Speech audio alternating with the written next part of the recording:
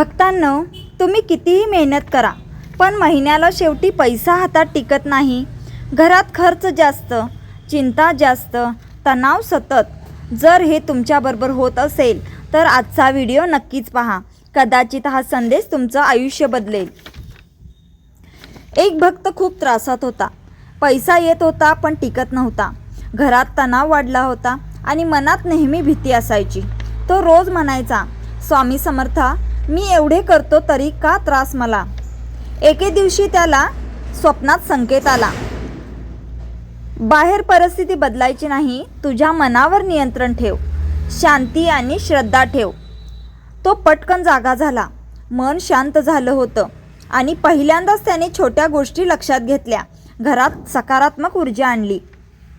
मित्रांनो, पैसा टिकतो फक्त मेहनतीमुळे नाही, तर तो टिकवण्यासाठी घरात शांती आणि सकारात्मक वातावरण आवश्यक आहे। घरात सतत भांडण, नकारात्मक बोलणे, भीती हे सगळं पैशाला दूर नेतं।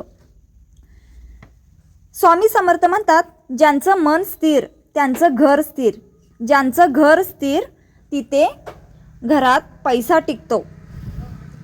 तर भक्तांनो, रोज 11 वेळा ओम श्री स्वामी समर्थ म्हणा। गुरुवारी स्वामींच्या फोटोसमोर दिवा लावा।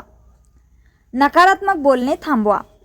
घरात मोठ्यांचा आदर करा आणि प्रत्येक दिवशी लक्षात ठेवा, हे उपाय छोटे आहेत पण त्यांचा परिणाम खूप मोठा आहे। भक्तांनो, उद्या मी सांगणार आहे असा अनुभव ज्यामध्ये एका व्यक्तीचं कर्ज पूर्ण फेडलं गेलं।